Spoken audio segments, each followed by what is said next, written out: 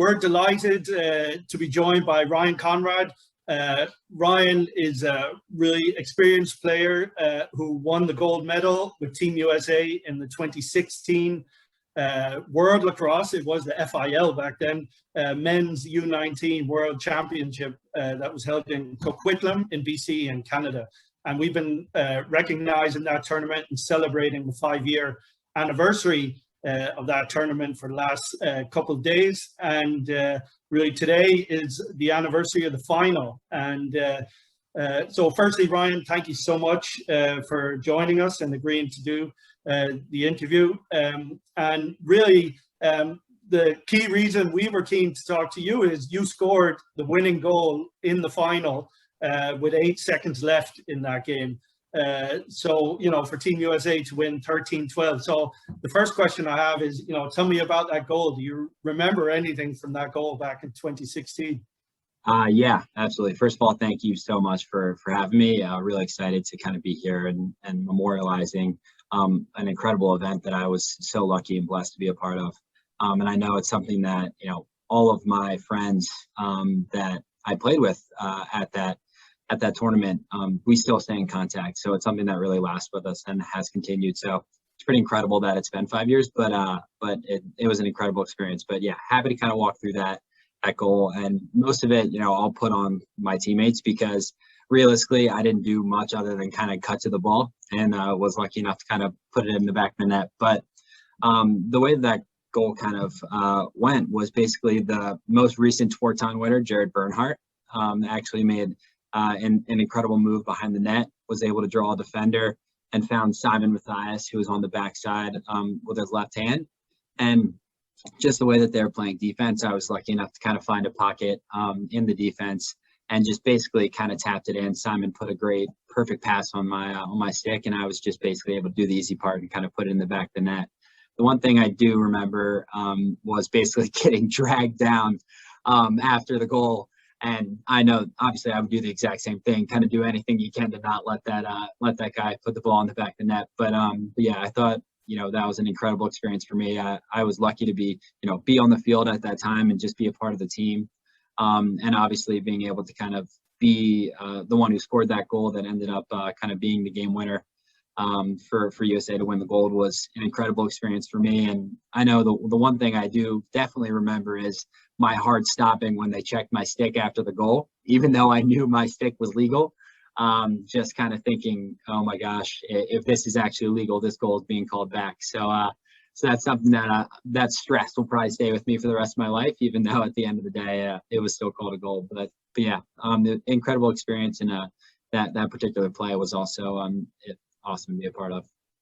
Yeah, I mean, big congratulations. I mean, that it has to be the highlight of any career, you know, scoring so dramatically. Especially Canada had taken an early lead in that game. They shut you guys out 4-0 in the first quarter. It was 8-2 at halftime. So it was a momentous comeback, and then to score the winner with 8 seconds left. Though I think we'll need to have a word with the World Lacrosse stats people, because on the official stats site, Simon Matthias didn't get the assist, even though you pretty much quick sticked it into the goal. It was recorded as unassisted. So I think we'll have to correct the record books for his sake. That credit, absolutely. Yeah, and yeah, the guy who tackled you he's Clark Peterson, who I think is in the PLL. You know, I hope he's apologized to you since. We'll have to look into that one. Yeah, I haven't gotten it yet, so we'll have to. I'll make sure I check. We'll tell him you're still waiting for it. And so, what did it mean to you? You know, you won a national championship with Virginia. You know, that's a huge accomplishment. You know, even here in Ireland, we follow the NCAA, and you know, it's amazing. I'm able to watch the semifinals and the finals live here in Ireland on like TV here, which is incredible, you know. So I know how huge the NCAA is. But you know, how is it different, or what does it mean? What did it mean to you to win with Team USA? Yeah, absolutely. It's a great question. And you know, it's interesting because at that time I hadn't won a national championship. I hadn't won any of these kind of big big accomplishment. So, at the time, and it still is the greatest thing that I've accomplished. And I think the first and foremost is because, I was able to represent my country. And that's something that most people will never get to do in their lifetime. So being able to be on that kind of stage and that much kind of weight on your shoulders, and be able to stand out there when the anthem is being played, you really just kind of get a feeling of true kind of, love for your country. And that's something that I don't know if going into the tryouts, I obviously had an idea of it, but after spending all the time with the team, with the coaches, and with the organization, I was really able to kind of fully understand how much this really means. And so being a part of it and being able to kind of, be even a sliver of a part of winning the gold medal for Team USA was something that, one, I will never forget. And like I mentioned a little bit earlier, our teammates, we continue to talk, like we really do love that experience, and we embraced it. And it's something that we'll never forget, and something that we're incredibly proud to be a part of. That's great. Yeah. And tell me more about the tournament as a whole. So, you've talked about the pride you took in playing for your own country. What about, the atmosphere of the tournament and interacting with people from other countries? And, at that tournament, it was 14 teams that were competing. And for our tournament in Limerick in 2022, we're expecting 23 teams, I think it is, or 21 teams. So it's hard to keep track, but we've increased substantially on that. So, what was your experience of the overall tournament? Yeah, I mean, the tournament was incredible. And just being in the presence of, a different country and just seeing, those players was something that was such a unique experience, because, lacrosse, while it's growing, is it's a small game. You don't have as many people. It's not, as diverse as some of the other sports.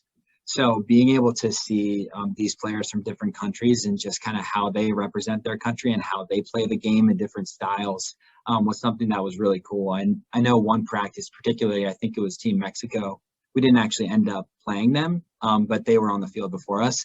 And we were basically just kind of talking to them and hearing about their experiences with like where they train and just kind of how they prepared for the games. And, I think, that kind of piece of it, the USA is obviously kind of ahead of the curve in terms of how we're preparing. And we're very blessed with what we have in terms of, we have a full strength and conditioning coach with Jay Dyer, who just does incredible things for us. And we're very, very blessed in terms of kind of the resources we have. So being able to hear the stories and hear how people prepare in different countries, kind of look at these games, it was such a unique experience and something I'll never forget. That's great. Brilliant. Yeah.